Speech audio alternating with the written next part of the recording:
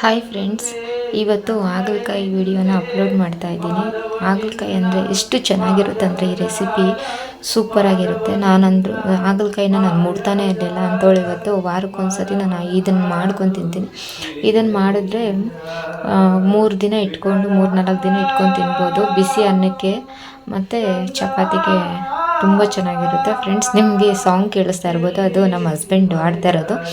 ಅವ್ರಿಗೆ ಹಾಡೋದಂದರೆ ತುಂಬ ಇಷ್ಟ. ಮನೇಲಿ ಫ್ರೀ ಸಿಕ್ಕಿದಾಗೆಲ್ಲ ಸಾಂಗ್ಸು ಪ್ರಾಕ್ಟೀಸ್ ಮಾಡ್ತಾ ಇರ್ತಾರೆ. ಫ್ರೆಂಡ್ಸ್, ಹಾಗಲಕಾಯಿ ಚಟ್ನಿನೋ ಇಲ್ಲ ತೊಕ್ಕು ಅಂತಲೇ ಹೇಳ್ಬೋದು. ಇದಕ್ಕೆ ಬೇಕಾಗಿರುವಂಥ ಸಾಮಗ್ರಿಗಳಂದರೆ, ಇಲ್ಲಿ ಹಚ್ಚಿಟ್ಕೊಂಡಿದ್ದೀನಿ ಈರುಳ್ಳಿ ಮತ್ತು ಬೆಳ್ಳುಳ್ಳಿ, ಇಲ್ಲಿ ಧನಿಯಾ, ಉದ್ದಿನಬೇಳೆ, ಕಡಲೆಪಪ್ಪು, ಜೀರಿಗೆ. ಫ್ರೆಂಡ್ಸ್, ಫಸ್ಟು ಬಾಣಲೆ ಇಟ್ಕೊಂಡಿದ್ದೀನಿ. ಬಾಣಲೆ ಇಟ್ಕೊಂಡು ಸ್ವಲ್ಪ ಅಂದರೆ ಒಂದು 3 ಟೇಬಲ್ ಸ್ಪೂನ್ ಎಣ್ಣೆ ಹಾಕ್ಕೊತಾ ಇದ್ದೀನಿ.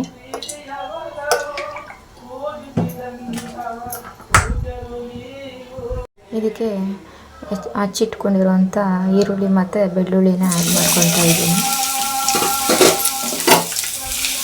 ಇದನ್ನು ಸ್ವಲ್ಪ ಚೆನ್ನಾಗಿ ಫ್ರೈ ಮಾಡ್ಕೊಬೇಕು. ಅದೇ ಸ್ವಲ್ಪ ಕಲರ್ ಚೇಂಜ್ ಆಗೋವರೆಗೂ ಫ್ರೈ ಮಾಡ್ಕೊಬೇಕು.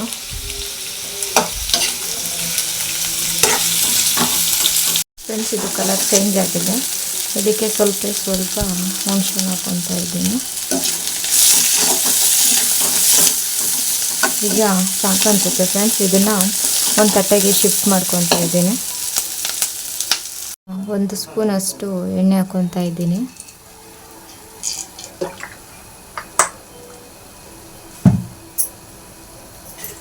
ಇದಕ್ಕೆ ತೋರಿಸಿದ್ನಲ್ಲ, ಧನಿಯಾ ಬೀಜ, ಜೀರಿಗೆ, ಕಡಲೆಪಪ್ಪು, ಉದ್ದಿನಬೇಳೆ ಇದೆಲ್ಲ ಹಾಕ್ಕೊತಾ ಇದ್ದೀನಿ.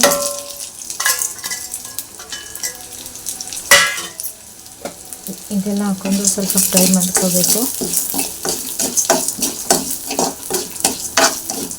ಇದು ಸ್ವಲ್ಪ ಅಂದರೆ ಒಂಚೂರು ಕಲರ್ ಚೇಂಜ್ ಆದರೆ ಸಾಕು. ಇದು ರೋಸ್ಟ್ ಆಗಿದೆ. ಇದನ್ನು ಕೂಡ ಒಂದು ತಟ್ಟೆಗೆ ಶಿಫ್ಟ್ ಮಾಡ್ಕೊತಾ ಇದ್ದೀನಿ. ಫ್ರೆಂಡ್ಸ್, ಈಗ ಹಾಗಲಕಾಯಿನ ರೋಸ್ಟ್ ಮಾಡ್ಕೊಬೇಕು. ಅದಕ್ಕೆ ಸ್ವಲ್ಪ ಜಾಸ್ತಿನೇ ಎಣ್ಣೆ ಹಾಕ್ಕೊತಾ ಇದ್ದೀನಿ. ಅಂದರೆ ಎಣ್ಣೆ ಹಾಕ್ಕೊಂಡಷ್ಟು ತುಂಬ ಟೇಸ್ಟ್.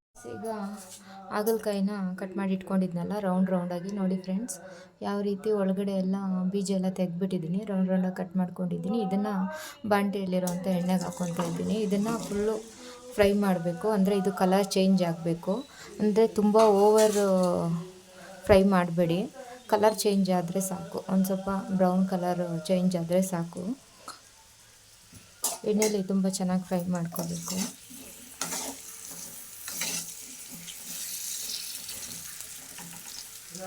ಫ್ರೆಂಡ್ಸ್, ಇದು ನಾನು ಫ್ರೈ ಮಾಡಿ ಇಟ್ಕೊಂಡಿದ್ನಲ್ಲ ಈರುಳ್ಳಿ, ಧನಿಯಾ ಬೀಜ, ಬೆಳ್ಳುಳ್ಳಿ ಎಲ್ಲ, ಇದಕ್ಕೆ ನಾನು ಮಿಕ್ಸಿ ಜಾರ್ಗೆ ಹಾಕ್ಕೊಂಡಿದ್ದೀನಿ ರುಬ್ಬೋದಕ್ಕೆ. ಅದಕ್ಕೆ ಸ್ವಲ್ಪ ಅಂದರೆ 1-2 ಸ್ಪೂನ್ ಹಾಕ್ಕೊಳ್ಳಿ. ಕಲರು ಸ್ವಲ್ಪ ಚೆನ್ನಾಗಿ ಬರಲಿ. ಮಿರ್ಚಿ ಪೌಡರು ಅಂದರೆ ನೋಡ್ಕೊಳ್ಳಿ, ಖಾರ ನೋಡಿಕೊಂಡು ಹಾಕ್ಕೊಳ್ಳಿ.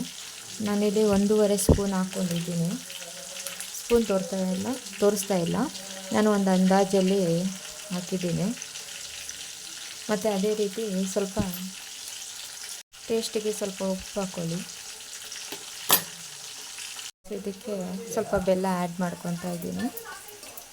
ಸ್ವಲ್ಪ ನೀರು ಹಾಕ್ಕೊತಾ ಇದ್ದೀನಿ. ಫ್ರೆಂಡ್ಸ್, ನೋಡ್ತಾ ಇರ್ಬೋದು ಯಾವ ರೀತಿ ರೋಸ್ಟ್ ಆಗಿದೆ ಅಂತ. ಈ ಕಲರ್ ಚೇಂಜ್ ಆಗಿದ ತಕ್ಷಣ ನೀವು ರುಬ್ಬಿರೋವಂಥ ಮಸಾಲೆನ ಆ್ಯಡ್ ಮಾಡ್ಕೊಳ್ಳಿ. ನೋಡಿ, ನಾನು ರುಬ್ಬಿರೋದು ಕಲರ್ ಈ ರೀತಿ ಬಂದಿದೆ. ಬಟ್ ಇನ್ನೂ ಸ್ವಲ್ಪ ಮಿರ್ಚಿ ಪೌಡರ್ ಹಾಕ್ಕೊಂಡಿದ್ರೆ ಇನ್ನೂ ಸ್ವಲ್ಪ ಕಲರ್ ಬರ್ತಿತ್ತು. ನಾನು ಮನೇಲಿ ಖಾರ ಕಮ್ಮಿ ತಿನ್ನೋದು ಅಂತ ಸ್ವಲ್ಪ ಹಾಕ್ಕೊಂಡಿದ್ದೆ. ನಾನು ಇದಕ್ಕೆ ಆ್ಯಡ್ ಮಾಡ್ಕೊತಾ ಇದ್ದೀನಿ ಫ್ರೆಂಡ್ಸ್.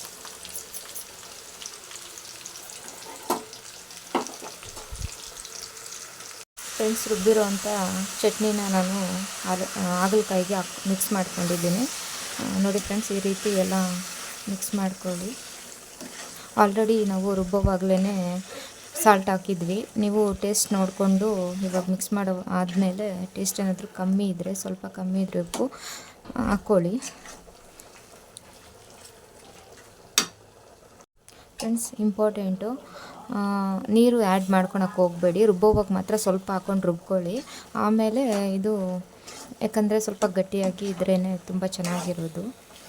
ಅದಕ್ಕೆ ನೀರೇನೋ ಮಿಕ್ಸ್ ಮಾಡ್ಕೊಳಕ್ಕೆ ಹೋಗ್ಬೇಡಿ, ಚೆನ್ನಾಗಿ ಫ್ರೈ ಮಾಡಿ. ಇದೆಲ್ಲ ಹಸಿ ವಾಸನೆ ಆಲ್ರೆಡಿ ಫ್ರೈ ಮಾಡ್ಕೊಂಡಿದ್ದೀವಿ, ಬಟ್ ಆದರೆ ನಿಮಗೆ ಗೊತ್ತಾಗುತ್ತೆ, ತೋರಿಸ್ತೀನಿ ನಾನು ಈ ವಿಡಿಯೋದಲ್ಲಿ ಯಾವ ಥಿಕ್ನೆಸ್ ಬರಬೇಕು ಅಂತಂದ್ಬಿಟ್ಟು. ನೋಡ್ತಾ ಇದ್ದೀರಾ, ರೆಡಿ ಆಗಿದೆ, ಚೆನ್ನಾಗಿದೆ, ತುಂಬ ಚೆನ್ನಾಗಿ ಬಂದಿದೆ. ಇದನ್ನು ಬಿಸಿ ಅನ್ನಕ್ಕೆ ಮತ್ತು ಚಪಾತಿಗೆ ಸೂಪರಾಗಿರುತ್ತೆ ಫ್ರೆಂಡ್ಸ್. ಟ್ರೈ ಮಾಡಿ, ಕಮೆಂಟ್ ಮಾಡಿ, ಚೆನ್ನಾಗಿದ್ದರೆ ಶೇರ್ ಮಾಡಿ, ಸಬ್ಸ್ಕ್ರೈಬ್ ಮಾಡಿ ಫ್ರೆಂಡ್ಸ್. ಈ ವಿಡಿಯೋನ ಇಲ್ಲಿಗೆ ಎಂಡ್ ಮಾಡ್ತಾಯಿದ್ದೀನಿ. Thank you.